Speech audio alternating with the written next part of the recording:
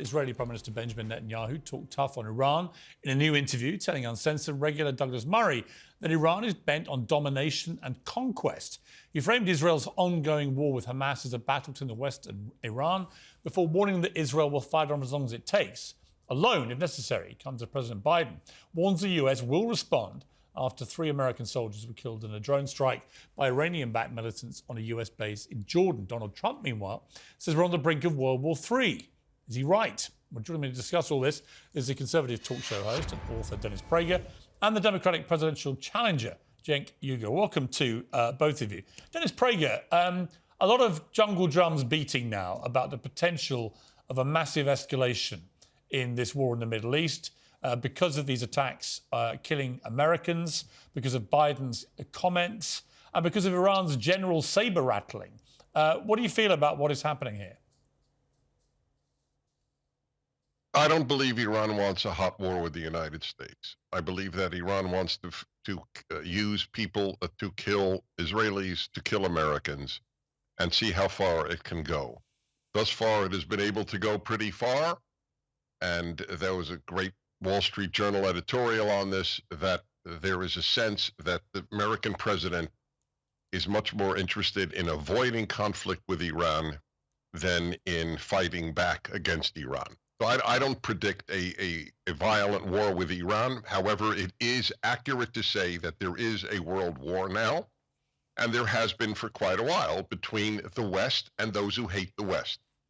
Iran hates the West. The Islamist world hates the West. Not every Muslim, the Islamist world as opposed to the Islamic world. And the people like Hamas hate the West. Israel is attacked for being an outpost of Western civilization in the Middle East. It's fascinating that that is an attack. One would think that that would be praise, since Western civilization has been the most decent civilization ever created in human history. But it is used as an attack by those who hate the West, the left, not liberals, the left, and the Islamists. And they are in alliance against Israel and the United States. All right, Cenk Uygur, I want to play a clip from this interview between Douglas Murray and Benjamin Netanyahu, where he talks about the war will take as long as it takes. Let's watch this. We have to win in Gaza. We have to achieve total victory. Hamas cannot be left standing, coming out of the ruins with a V sign and saying, we'll do it again and again and again. What I say to our American friends, whose help I appreciate a great deal, I said, the war will take as long as it takes, but it will result in total victory, because our battle is your battle and our victory is your victory as well. Now, Cenk, I saw today that one of his cabinet was suggesting that they believe 25% of Hamas terrorists have now been killed and 25% more wounded. And so in their estimation, 50% of the enemy has now been effectively taken out of the battlefield. A, do you think that is probably true? And B, what do you make of what Netanyahu said about this effectively, whether people like it or not, they're going to finish this job? Yeah, so I'll address the propaganda first. There's no way of confirming any propaganda that comes out of Israel. Those are made-up numbers. But let's assume for a second that it was true. Okay, so you've taken out half of Hamas and killed 26,000 some odd people. Does that mean you're going to kill another 26,000?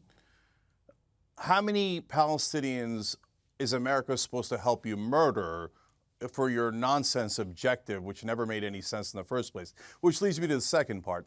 Netanyahu says 2 absurd things. One is an effort to avoid accountability. He kept saying to Douglas over and over again, oh, in terms of what went wrong on me not defending Israel on October 7th when they needed the defense, not offense, not killing random innocent Palestinian civilians, but actual defense. He says, oh, we'll get to that accountability after the war. Well, okay, when is the war going to be over? He says, well, we have to have total victory. What does that mean? You have to kill every member of Hamas? Well, everybody knows that's impossible.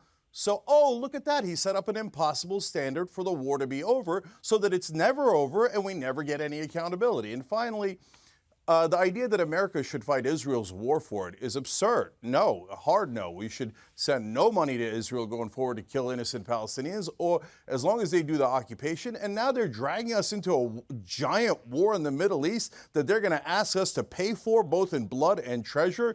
There's no Americans that are actually in favor of that other than neoconservatives that dragged us into Iraq and that debacle over there. So my answer to Netanyahu is a hard no. No way do I want to go to war with Iran to help your political career. Dennis Prager, do you think Benjamin Netanyahu is long for this world as the leader of Israel? Because he's so unpopular domestically. The polls have never been worse for him. You get a feeling of somebody where the war is almost his last stand as leader. And in a very cynical way, if he stays in it long enough and can claim victory over Hamas, that might be his only way of maintaining power. It's hard to imagine another Israeli leader acting differently. There is this perception in the West, and I'm neither a Netanyahu fan nor a Netanyahu opponent, but it is hard to imagine an Israeli leader who would say, you know, Hamas butchered our people on October 7th, raped our women, burned families alive, want to destroy us, want to kill every Jew that they can find, but we won't respond militarily. In Israel, there is virtual unanimity. There may be disgust with that man individually. I have no idea. The British kicked out Churchill after World War II. People are very fickle about their political leaders. So I have no interest in what the polls are. All I can tell you is I can't think of an Israeli leader who would be acting differently.